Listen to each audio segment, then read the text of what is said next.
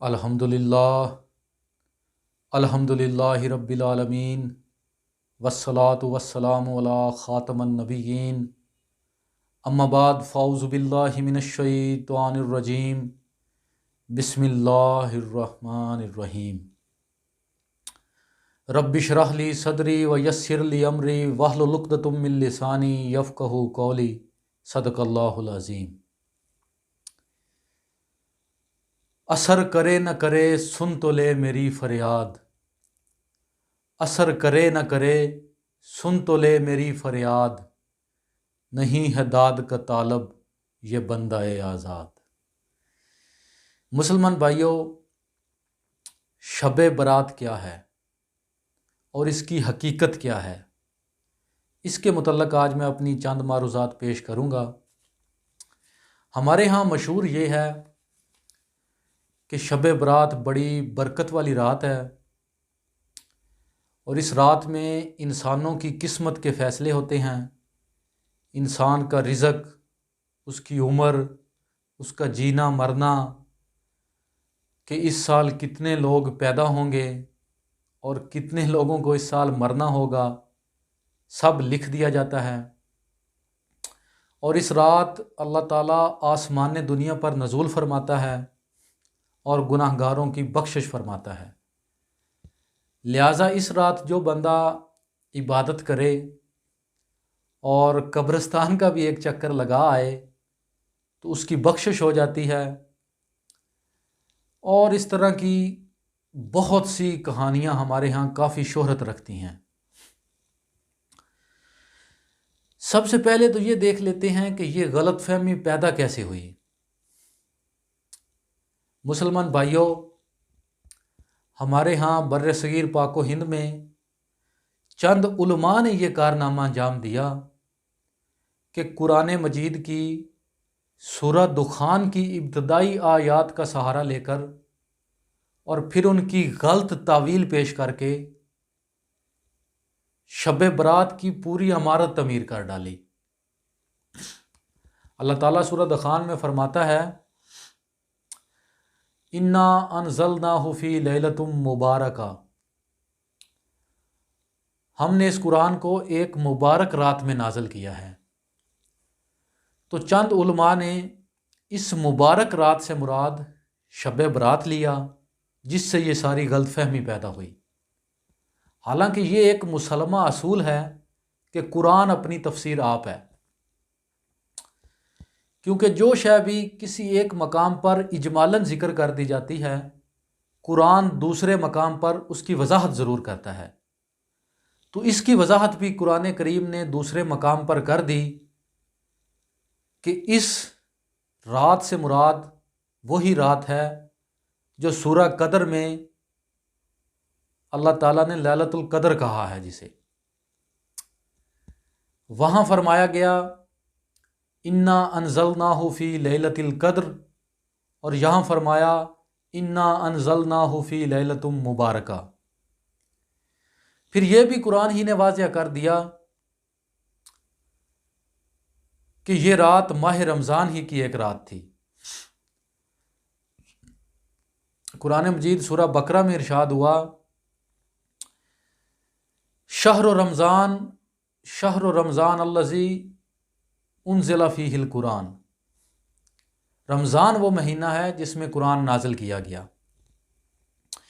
لہٰذا جو نتیجہ سامنے آتا ہے وہ یہ ہے کہ قرآن مجید ماہ رمضان ہی کی کسی شب میں نازل کیا گیا، اور اسی شب کو لیلۃ المبارکہ اور لیلۃ القدر کہا گیا ہے۔ اب اگر جو شخص بھی یہ دعویٰ کرتا ہے کہ قرآن مجید شب برات میں نازل ہوا ہے اور لیلۃ المبارکہ سے مراد شب برات ہے، تو وہ قرآن مجید کی تکذیب کر رہا ہے۔ مسلمان بھائیوں، اس شب برات کے متعلق دوسری غلط فہمی چند ضعیف اور من گھڑت روایات کی وجہ سے پیدا ہوئی، جن میں سب سے زیادہ شہرت یافتہ بقیع قبرستان کی کہانی ہے۔ ہمارے ہاں واعظین شب برات کے موقع پر اپنی تقریروں میں جہاں متعدد فضائل کی کہانیاں بیان کرتے ہیں، ان میں بڑی شد و مد کے ساتھ قصہ بکی ضرور نقل کیا جاتا ہے، اور اس کی ایک بڑی خصوصیت یہ بھی ہے کہ یہ وہ واحد کہانی ہے جو صحاح ستہ میں جامعہ ترمذی میں نقل ہوئی ہے۔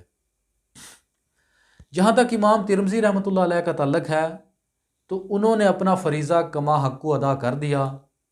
یہ دوسری بات ہے کہ ہمارے واعظین حضرات ان کے اس قول کو بیان نہ کریں اور شیر مادر سمجھ کر ہضم کر جائیں، اور اس لیے بھی کہ اگر وہ امام ترمذی کے اس قول کو بیان کر دیں تو قصہ بکی کی تمام عمارت زمین بوس ہو جائے گی، پھر یہ مجمع کیسے لگیں گے، پھر یہ ان کی کہانیاں کون سنے گا اور ان کی تقریریں کیسے چمکیں گی۔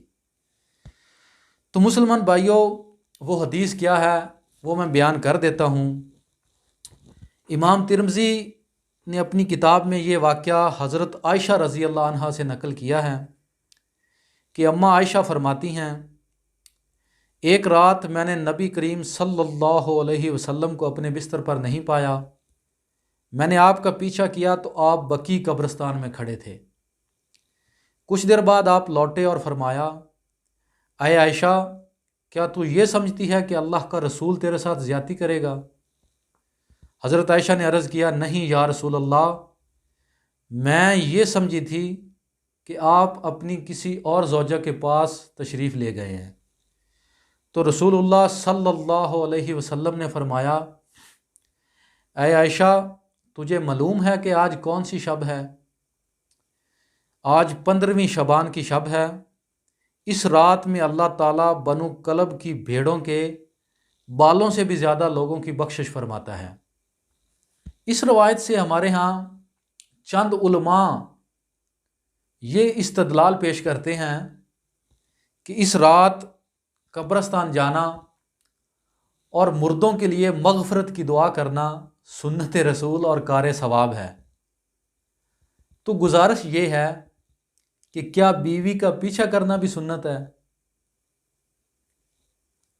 پھر اس روایت میں کہیں کوئی ذکر نہیں کہ رسول اللہ صلی اللہ علیہ وسلم نے کوئی عبادت فرمائی تھی یا ام المومنین کو کسی کوئی عبادت کا حکم دیا تھا۔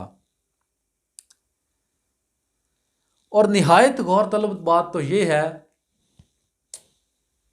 کہ اس رات مغفرت کس کی ہوتی ہے، اس رات بخشش کس کی ہوتی ہے، زندوں کی، مردوں کی، یا دونوں کی؟ اس کا فیصلہ ہم آپ پر چھوڑتے ہیں، آپ پہلے اپنے اپنے علماء سے یہ فیصلہ کرا لیں۔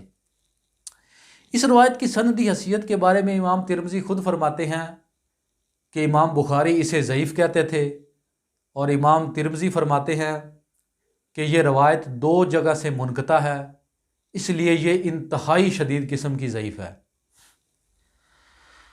مسلمان بھائیوں، اس سلسلہ کی ایک اور روایت جو زبان زد عام ہے کہ رسول اللہ صلی اللہ علیہ وسلم نے فرمایا، رجب اللہ کا مہینہ ہے،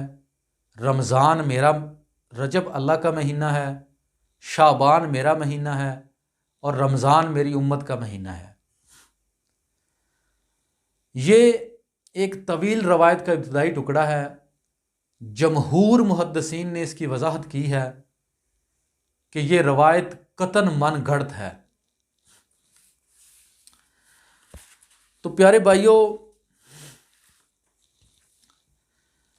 ایک اور روایت جو ہمارے ہاں کافی مشہور ہے کہ رسول اللہ صلی اللہ علیہ وسلم نے فرمایا، 15ویں شعبان کا روزہ رکھو کہ اس رات اللہ تعالیٰ آسمان دنیا پر نزول فرماتا ہے اور پوچھتا ہے کہ کوئی مغفرت کا طلبگار ہے کہ میں اس کو بخش دوں، کوئی رزق کا طالب ہے کہ میں اس کو رزق عطا فرماؤں، اور یہ سلسلہ طلوع فجر تک جاری رہتا ہے۔